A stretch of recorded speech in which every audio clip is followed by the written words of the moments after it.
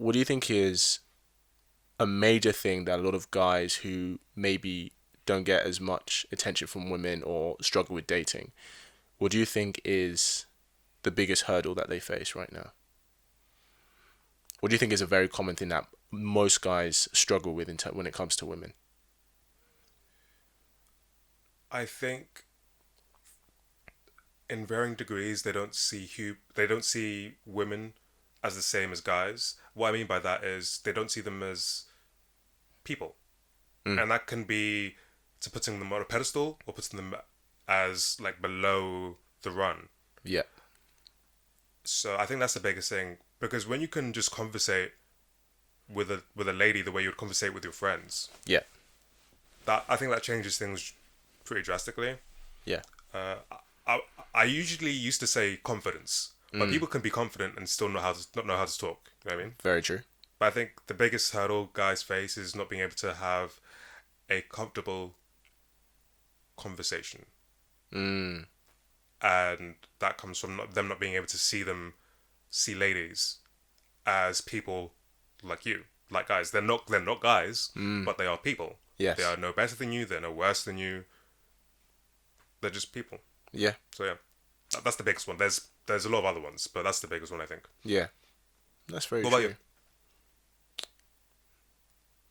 I think the biggest thing that, and I say this to guys who come to me for dating advice and coaching and stuff, I think the biggest thing that guys that will immediately transform your dating life Hmm. and your game or whatever is knowing when to stop chasing. Yo. I think there are overwhelmingly so many guys who stick around for one girl that they really, really like and that girl's not interested in them. Yes. What would you say was the best and most recent lesson you learnt in pursuing women? Okay. Um, this is just from my experience. I'm not saying this will work for every single person Hmm. or every single woman, but being interested with a woman but not pursuing sex with her makes her want it from you even more. So what I mean is this, for Yeah. example. Mm. Mm. Um, there was a girl who we started chatting. She found me online, attractive girl.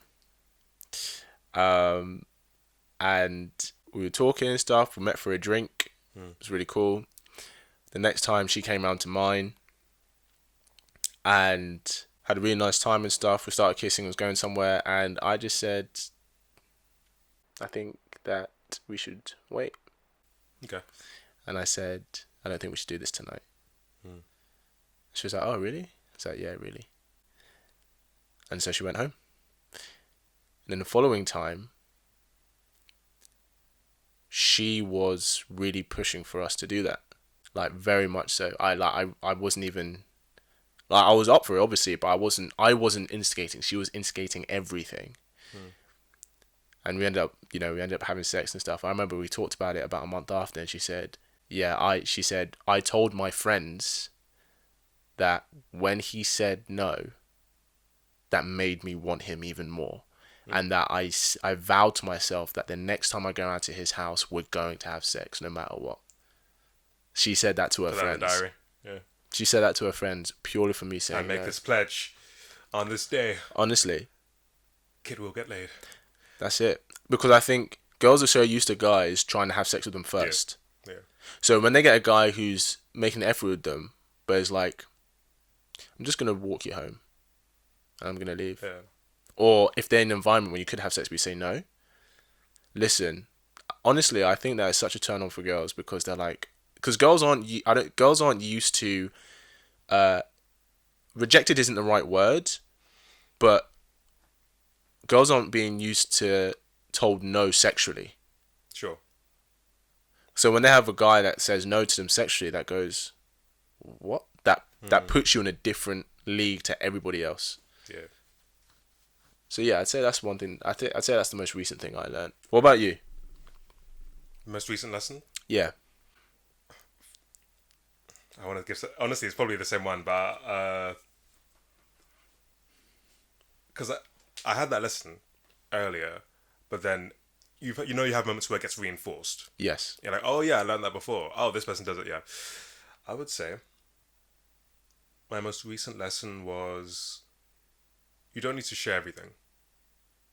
Hmm. Because I went through a few different periods where I wouldn't tell girls anything, and the communication wasn't good, and fights or conversations, just there would be a lot of miscommunication. Yeah.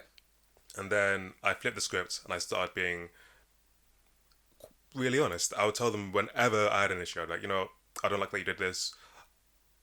Blah blah blah. I think we should do this. I think we should sort out our relationship like this. Mm. And then I peeled off a bit, Mm. and now I'm at a point where really you just need to tell them. You need to express to friends and also in relationships. You need to express how you're feeling, and usually as few words as possible. Yeah. You don't always need to tell them the X, Y, and Z of how long I was feeling upset or how you got me to this. Just say, hey, I don't like that you did this. This is how it made me feel. Mm. And don't be attached to them understanding how you feel. The main Mm. thing is really to express how you feel Yeah. coherently, unemotionally. Not to make them feel bad, but just to express yourself. Because Yeah. once you can do that, I think there's a bit more respect as opposed to you just putting your whole life out like, oh, I was so upset, I was so angry, you did this and this and this, Yeah. as opposed to just being like, maybe you didn't do this on purpose, but you doing this made me feel like this. Yeah. So that's one lesson I've learned, where you don't need to share everything, but it's still good to share. Yeah. Yeah. I think you hit the nail on the head. It's good to express yourself, Yeah. because I think half the time we just want to be, we just feel like we want to be heard.